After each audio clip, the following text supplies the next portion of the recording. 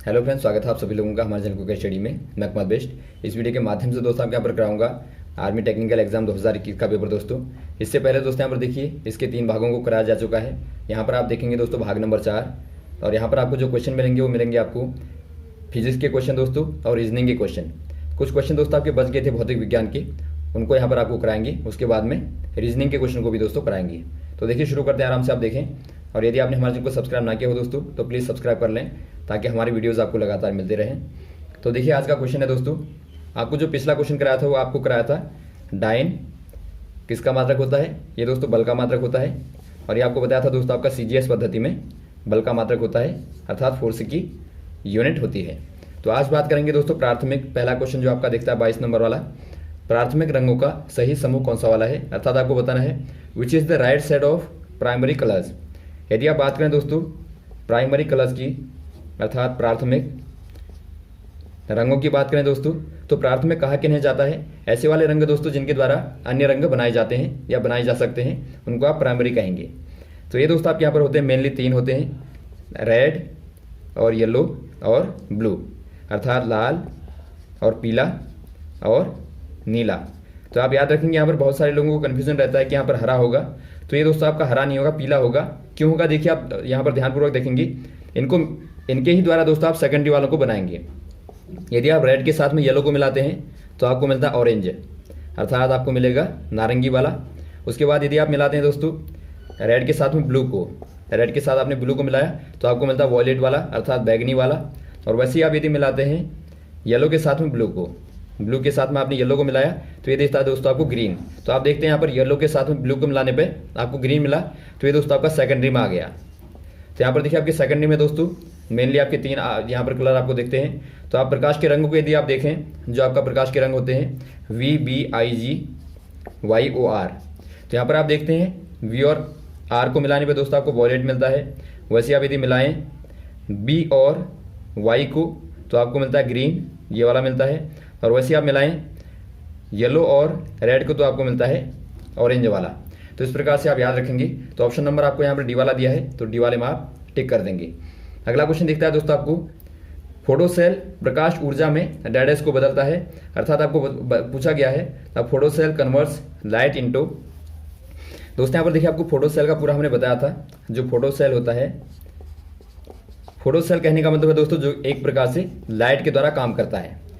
Light अर्थात प्रकाश के द्वारा जो काम करता है दोस्तों आपका फोटोसेल कहलाता है। इसमें होता क्या है दोस्तों, देखिए आपको हमने बताया था कि एक सेमीकंडक्टर होता है जो कि खासतौर पे सिलिकॉन का दोस्तों लिया जाता है। इसमें यदि प्रकाश की लाइट पड़ती है दोस्तों तो ये क्या करता है, ये विद्युत ऊर्जा को देता है। अर्थात आप कहेंगे ये दोस्तों एक प्रकार से लाइट को इलेक्ट्रिसिटी में दोस्तों कन्वर्ट करता है, अर्थात विद्युत ऊर्जा में बदलता है। तो यहाँ पर आपका हो जाएगा दोस्तों electricity, electrical energy. Option number आपका सी वाला सही हो जाएगा। अगला क्वेश्चन दिखता है दोस्तों आपको, अपवर्तन के दूसरे नियम को डैडेस भी कहा जाता है, अर्थात the second law of reflection is also called. दोस्तों पहले आप यहाँ पर देखिए लॉज ऑफ रिफ्लेक्शन को देखेंगे, मेनली आपके 2 होते हैं। मान लीजिए दोस्तों आपने कोई सतह ली यहाँ पे, और यहाँ पर आपका मीडियम 1 है तो ये मीडियम 2 है। मीडियम कहने का मतलब 2 अलग अलग माध्यम है, ये माध्यम नंबर 1 है और ये आपका माध्यम नंबर 2 है। माना यहाँ पर आपने लिया हवा है, और यहाँ पर मान लीजिए आपका क्या होगा दोस्तों, पानी आपने ले लिया, माना वाटर आपने ले लिया। तो ये 2 प्रकार के माध्यम हो गए। जब प्रकाश की कोई रे, अर्थात इंसिडेंट रे आप बोलते हैं इसको, यहाँ पर पड़ती है दोस्तों, तो ये क्या करेगी, ये अंदर चली जाएगी, अर्थात इसका क्या हो जाएगा, अपवर्तन हो जाएगा। अपवर्तन मतलब रिफ्रैक्शन हो जाएगा। आप ध्यान देंगे रिफ्रैक्शन और रिफ्लेक्शन में अंतर क्या होता है। रिफ्लेक्शन होता दोस्तों तो ये ऊपर को चली जाती सीधे, अर्थात वहाँ पर I बराबर R होता। तो यहाँ पर आपका ये रिफ्रैक्शन है, अर्थात अपवर्तन हो गया, माध्यम में घुस गई अंदर। तो यहाँ पर आप बीच में क्या करेंगे, एक दोस्तों इमेजनरी नॉर्मल ले लेंगे। नॉर्मल कहने का मतलब है अभिलंब दोस्तों आपने ले लिया। अब यहाँ पर देखिए यहाँ पर आप दोनों के बीच में कोण बनाएंगे तो ये आपका I कहलाता है, अर्थात इंसिडेंट एंगल कहलाता है। और वैसे ही आप यहाँ पर कोण देखेंगे अभिलंब, और यहाँ पर आएगा ये अभिलंब और अपवर्तित किरण के साथ में, तो ये आपका दोस्तों R कहलाता है, अर्थात एंगल ऑफ रिफ्रैक्शन। तो यहाँ पर देखिए दोस्तों जो आपका पहला लॉ कहता है, जो फर्स्ट लॉ कहता है रिफ्रैक्शन का, अपवर्तन का, वो कहता है कि जो आपकी इंसिडेंट रे है और जो आपकी रिफ्रैक्टेड रे है और जो नॉर्मल है वो दोस्तों वन सरफेस पर होंगे, अर्थात एक ही सरफेस पर होंगी। और जो आपका सेकंड वाला कहता है, जो आपको पूछा गया है, जो इंसिडेंट एंगल का साइन होता है और जो आपका रिफ्लेक्टेड एंगल का साइन होता है दोस्तों, उनका रेशियो जो होता है वो इनके अलग अलग माध्यमों में वेलोसिटीज के रेशियो के बराबर होता है। अर्थात कहने का मतलब है sine of incident angle ratio sine of reflected angle. तो यहां पर देखिए दोस्तों, यदि आप इनको देखें तो ये कहता है बराबर है दोनों के अलग अलग मीडियम में जो वेलोसिटीज होंगी। यहां पर दोस्तों वेग अलग होगा और यहां पर वेग अलग होगा, अलग अलग गतियां होंगी। तो इनकी जो रिलेटिव में जो आपकी वेलोसिटीज हैं उनका रेशियो होता है, अर्थात v1 अपॉन रेशियो v2 होता है। तो यदि आप इसको भिन्न के फॉर्म में लिखें आराम से, तो ये क्या हो जाएगा दोस्तों, साइन ऑफ इंसिडेंट एंगल अर्थात आपका साइन आई हो जाएगा और बट्टे साइन आर हो जाएगा बराबर v1 अपॉन v2 हो जाएगा। और बराबर दोस्तों आपका होता है, यदि आप अपूर्णांक के फॉर्म में लिखें, अर्थात ये आपका दोस्तों अपूर्णांक है, तो इसके फॉर्म में लिखें दोस्तों तो आपका n2 अपॉन n1 होता है। तो यहाँ पर आप ध्यान देंगे, n2 ऊपर आएगा, n1 नीचे आएगा। तो ये दोस्तों आपका फॉर्मूला होता है और इसको आप कहते हैं स्नेल लॉ कहते हैं, अर्थात स्नेल का दोस्तों प्रिंसिपल कहते हैं। तो यहाँ पर आपको ऑप्शन नंबर देखिए दोस्तों, आपका बी वाले में दिया है स्नेल लॉ, तो स्नेल लॉ आपका सही हो जाएगा और इनको भी दोस्तों आप याद रखेंगे। अगला क्वेश्चन देखता है दोस्तों आपको, एक अश्व शक्ति कितने वाट के बराबर होती है, अर्थात 1 horse power is equal to how many watt. दोस्तों यहाँ पर देखिए, यदि आप 1 हॉर्स पावर को देखें तो ये आपकी होती है दोस्तों, बार बार क्वेश्चन पूछा जाता है, 746 वाट के बराबर होती है। तो ऑप्शन नंबर आपका सी वाला होगा। यदि आपको पूछा जाए दोस्तों 1 किलोवाट में कितने वाट होते हैं, तो आप कहेंगे 1000 वाट होते हैं। तो ये भी आपको पूछा जाता है। तो यहाँ पर दोस्तों आपके फिजिक्स के क्वेश्चन कंप्लीट होते हैं। अब बात करेंगे रीजनिंग के क्वेश्चनों की। रीजनिंग में दोस्तों आपके 5 क्वेश्चन पूछे जाते हैं और बहुत ही आसान होते हैं। यदि आप ध्यानपूर्वक देखेंगे तो 5 नंबर दोस्तों आपको आराम से मिल जाएंगे। तो देखिए आपका सेक्शन नंबर बी आता है। सेक्शन नंबर बी में दोस्तों आपका क्वेश्चन नंबर 11 वाला दिखता है।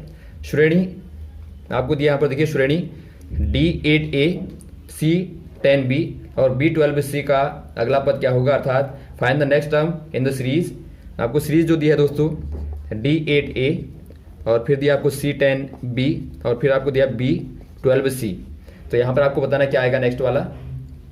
यदि आप यहाँ पर देखें दोस्तों, यदि आप इसको दोस्तों बना लें D और यहाँ पे C, यहाँ पे B और A, तो पहले वाले में आप देखते हैं BA यहाँ पर मिलता है आपका, और फिर आप देखते हैं यहाँ पर CB अर्थात यहाँ पर मिलता है, फिर आप देखते हैं BC अर्थात C आप यहाँ पर देखते हैं, और उसके बाद क्या आएगा दोस्तों AD आएगा, अर्थात यहाँ पर आपका आ जाएगा A और D। और बीच में क्या आएगा दोस्तों, 8 के बाद में 10 आता है, 10 के बाद में 12 आता है, 12 के बाद में क्या आएगा 14 अर्थात 14 आएगा। तो यहाँ पर 14 आ जाएगा। या फिर आप दोस्तों इसको दूसरे एंगल से भी देख सकते हैं, DC और B, तो यहाँ पर आपका A आएगा, वैसे यहाँ पर ABC तो यहाँ पर आपका D आएगा। तो ये दोनों ही आप मेथड है अपना सकते हैं। तो यहाँ पर ऑप्शन नंबर आपका बी वाला सही हो जाएगा। अगला क्वेश्चन देखिए दोस्तों, किसी सांकेतिक भाषा में पॉलिश को MLIFPE लिखा जाता है, तो DIG को क्या लिखा जाएगा। अर्थात आपको पूछा गया है in a certain code language polish is written as MLIPFE, how will DIG be coded. दोस्तों यहाँ पर देखिए, यदि आप बात करें, आपको दिया है POLISH बराबर क्या दिया है MLIF और PE।